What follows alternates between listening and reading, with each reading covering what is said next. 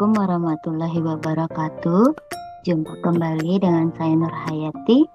Baik, kali ini kita akan membahas tentang research gap ya, terutama bagaimana sih cara kita mengidentifikasi research gap penelitian atau kesenjangan penelitian. Adapun capaian pembelajaran kali ini ya, untuk memahami konsep dari research gap, kemudian pentingnya research gap, dan juga cara menemukan research gap penelitian. Nah, apa itu research gap ya? Jadi research gap ini bahasa sederhananya kesenjangan penelitian ya. Jadi seluruh penelitian itu berawal dari adanya research gap ya. Jadi pertanyaan atau masalah yang tidak terjawab oleh peneliti dalam satu penelitian ya, terutama kita bisa temukan dari penelitian-penelitian sebelumnya ya.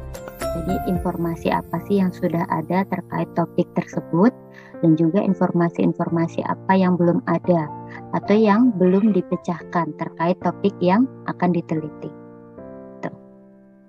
Kemudian mengapa research gap itu penting ya? Jadi gunanya kita menemukan research gap penelitian ketika kita menentukan topik penelitian ya, yang pertama supaya kita tidak mengulang ya penelitian yang sama. Tentu nanti ke publikasi yang sama juga gitu ya. Karena apa? Karena buat apa sih kita meneliti topik yang memang informasinya sudah banyak gitu. Nah, kayak misalnya kita meneliti terkait kompres efektivitas kompres hangat untuk menurunkan suhu tubuh, misal seperti itu. Pasti akan banyak sekali informasi terkait itu ya. Nah, jadi buat apa kita mengulang penelitian lagi, karena hasilnya akan tetap sama seperti itu ya. Nah, kemudian yang kedua ya, supaya penelitian kita menjadi unik ya, unik dan original. Jadi kalau kita sudah mengidentifikasi research gap, kan berarti kita sudah menemukan masalah nih yang memang peneliti sebelumnya belum pecahkan. Nah, kita yang memecahkan masalah itu ya, makanya penelitian kita jadi unik dan juga original ya. Yang ketiga ya, supaya kita lebih memahami topik penelitian ya. Jadi ketika kita mencari research gap-nya gitu ya, mengidentifikasi research gap dalam sebuah hasil publikasi ilmiah, tentu kita harus banyak membaca terkait topik yang akan diteliti. Nah, jadi kita juga tentunya akan lebih paham terkait topik yang akan kita teliti. Nah, bagaimana cara kita mengidentifikasi research gap? Ya, kita akan bahas satu persatu. Jadi, cara mudahnya ya, ada beberapa langkah yang memang kita bisa kerjakan. Yang pertama, kita mulai dengan sesuatu yang disukai ya. Jadi ini berarti kita bicara terkait area of interest ya. Kita ya baca yang memang topiknya kita tertarik gitu ya. Kita tertarik mau meneliti tentang apa gitu. Maka kita harus mulai dari sesuatu yang memang kita suka gitu. Karena kalau kita suka ya nanti hasilnya juga akan baik gitu ya. Kemudian tentukan tren atau database terbaru ya. Jadi apa sih misalnya topik yang lagi ngetren gitu ya, tren atau database. Nah, jadi ini juga bisa terkait penelitian dari mulai penelitian terlama sampai penelitian yang terbaru terkait topik tersebut gitu ya, dari database atau ya bisa dari hasil publikasi ilmiah dari jurnal-jurnal yang terlama sampai yang terbaru, misal seperti itu. Kemudian kita identifikasi tuh apa sih informasi-informasi yang sudah ada dan juga informasi-informasi yang tidak ada di hasil publikasi tersebut gitu ya. Artinya apa? jika informasinya tidak ada, kita bisa bisa mulai meneliti itu. Kenapa sih bisa seperti ini? Kenapa bisa seperti itu? Bisa seperti itu. Nah, kemudian kita juga perlu memperhatikan timely, necessary, dan juga urgensi. Jadi waktu penelitian, kemudian kebutuhan topik penelitian tersebut untuk diteliti, dan juga urgensinya, ya. Jadi seberapa pentingkah penelitian ini untuk dilakukan, misal seperti itu. Dan terakhir, review literatur, ya. Sudah pasti kita harus mereview lebih banyak literatur terkait topik yang akan kita teliti. Nah, bagaimana mensintesis artikel?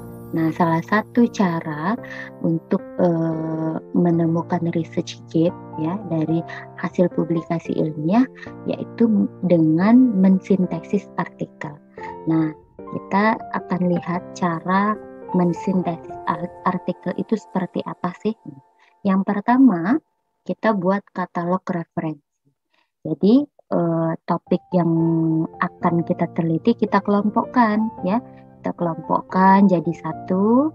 Nah, kemudian sebenarnya lebih bagus kalau kita punya softwarenya, ya, Mendeley atau EndNote. Ini bisa dipakai untuk menyimpan referensi-referensi yang akan kita gunakan, gitu ya, sebagai katalog referensi.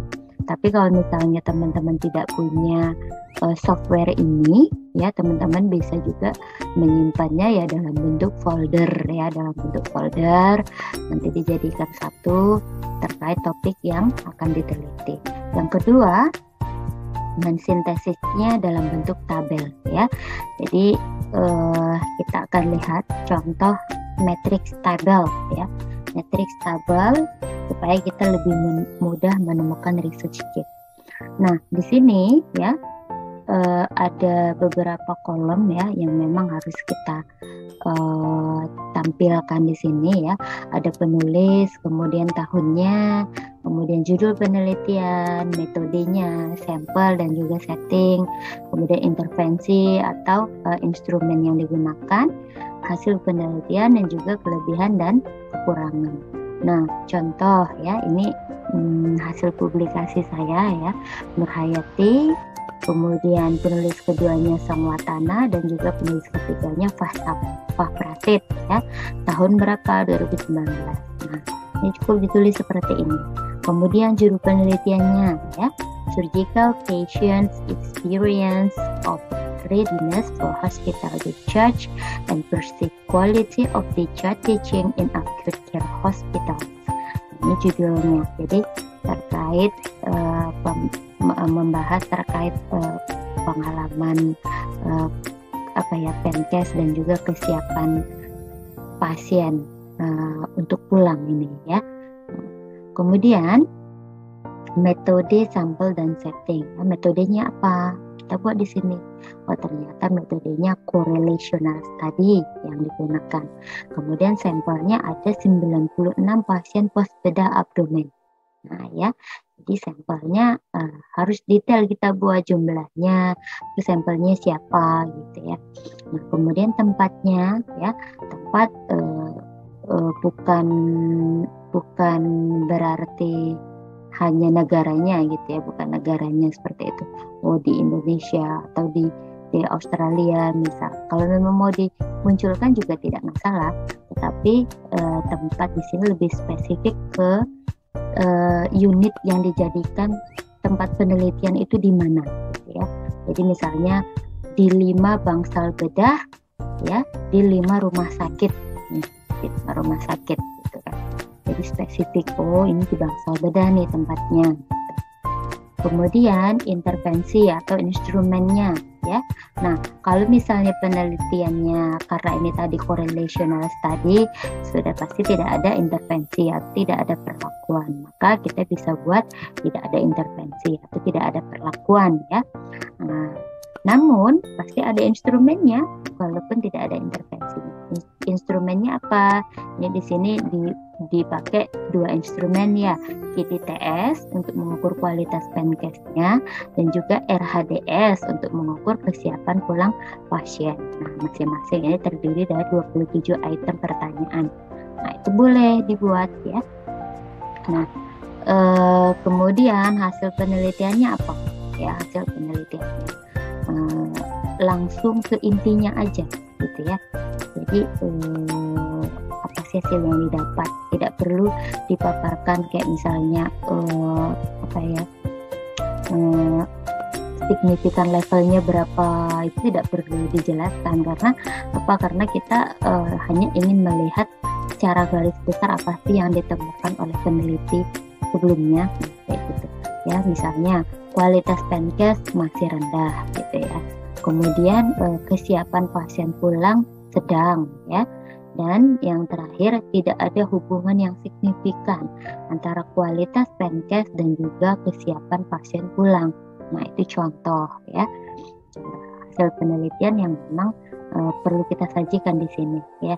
Jadi kita bisa lihat tuh di hasil, di bagian hasil, atau tambahannya biasanya bisa juga kita temukan di bagian kesimpulan ya. Nah, kelebihan dan kekurangan ya. Jadi kelebihannya apa sih dari artikel ini ya? Nah, ini contohnya menyajikan informasi dasar tentang kebutuhan penkes terkait apa konten ya, atau isi dari penkesnya itu apa aja sih yang perlu diberikan, kemudian sama metode penkes. Jadi metode apa yang bisa perawat pakai untuk memberikan penkes yang baik. Nah, misalnya seperti itu ya, untuk mempersiapkan kekurangan pasien. Atau ada kelebihan lain, misalnya apa, sampel size-nya cukup, misalnya seperti itu.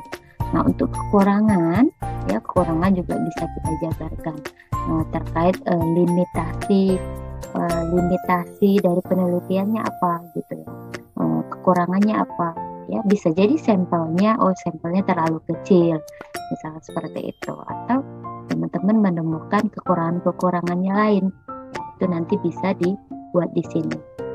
Nah, nanti ya berdasarkan ini matrix tabel ini ya, kita bisa temukan research gap-nya gitu ya. Apa sih masalah yang muncul ya? Tentu dari kekurangan tadi, bisa juga masalah yang muncul, atau dari hasil penelitiannya. Oh, kenapa ya?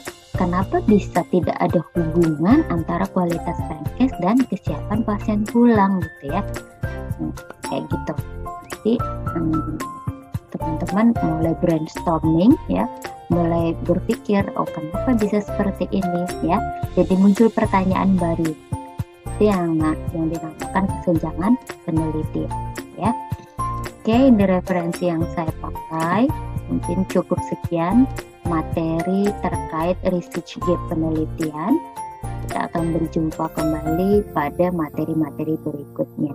Assalamualaikum warahmatullahi wabarakatuh.